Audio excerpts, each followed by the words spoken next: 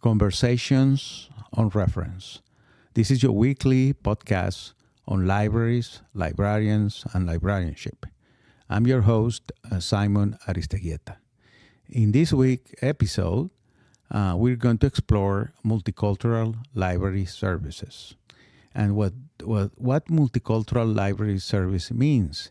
It means that we have the services and the collections and the resources to serve users from different ethnic backgrounds, language backgrounds, religions, and also cultural traditions. Okay? As I have said many times in my lectures and in this podcast too, I believe that the library must be the hub of the community. And when I said community, I mean all the communities.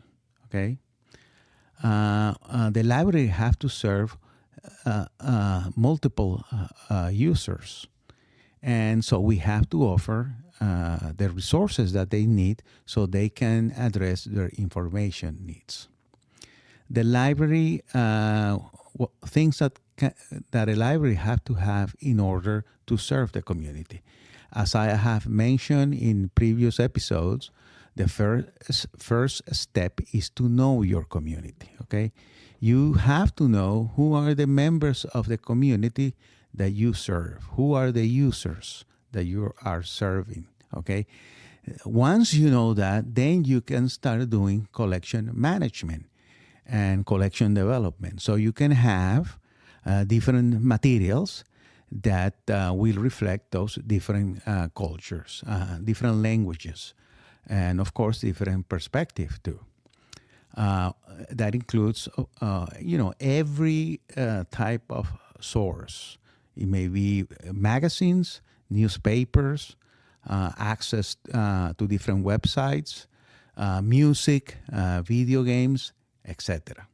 So having a diverse collection is one key element that is really, really important for all the users in the community. We have to take into consideration too that we may have some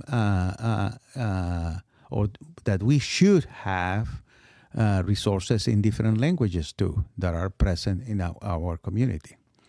We have to have translations too.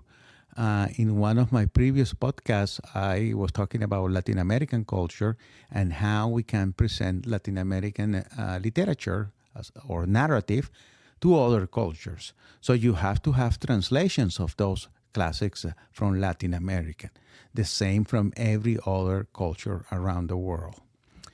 I think to have those cultural nights and those cultural programs, you need to have volunteers of the communities that you plan to serve working for the library. Because it is impossible, unfortunately, that we have employees in our library that are part of every community that is present, right? So the only way to overcome this limitation, and that's a limitation, is to have community leaders and volunteers that are interested in disseminating their rich culture. And together with the librarians and these volunteers, we can design programs such as like presentation of music, poetry, storytelling, and other festivals that can be shared by the community as a whole. Okay, the idea I think that we have to aim at is to present cultural expressions to the whole community. So we can share, we can know our neighbor, we can help each other, and we can respect and appreciate what other cultures. To me, that would be a very important goal. Okay, it's not to segregate; it's to unite the whole neighborhood as one community by looking at their different experiences and the diverse experiences and background and being enriched by that. Okay, so having that programming where different cultures are presented, I think is a plus in every library. Okay, so that's more like a collective endeavor. Okay, in terms of collections, of course, it's for individuals that they want to read or they want to see a movie or they want to study or they want to read in their own language. So that's very important too. But that's more like an individual aim. Okay, so we have individual aims, providing resources to individuals, and then we have like more collective events such as those cultural nights. Okay, that is the key. But again, we go back to how do we do that? Well, I think we have to reach out to the community. We have to meet the leaders of the different communities. We have to incorporate them to the library. We have to invite them to become volunteers and maybe to even structure a committee of different members of different communities so we can plan and get grants. That's very important too. We need the money to run those programs. As I said, we don't have the employees of every single community that is present. So we need to have those volunteers. They have to become part of the library. They have to understand why libraries are important, and this has to come from us. Okay, in many parts of the world, libraries is not a primary organization. It's something that is there, but you never go and visit the library.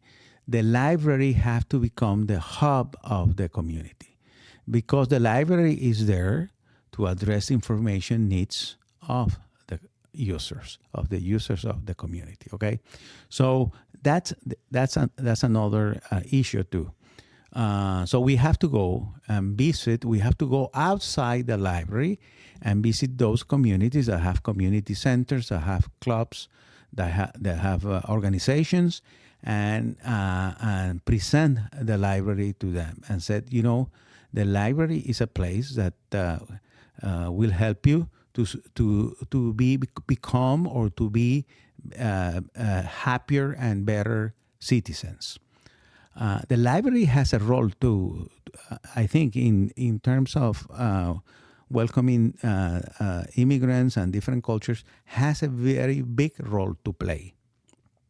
Okay, so when we do when we plan our activities ahead of time, make sure that once you are armed with the knowledge of who are your members of the community, once you know who your neighbors are, that you plan activities and programs for them, that you get the resources that you need through grants, that you become familiar with the leaders, with the organizations, with the clubs that they have, that you go and present your library services to them, that you have books translated to English because you want your English-speaking users also to read different literatures, okay?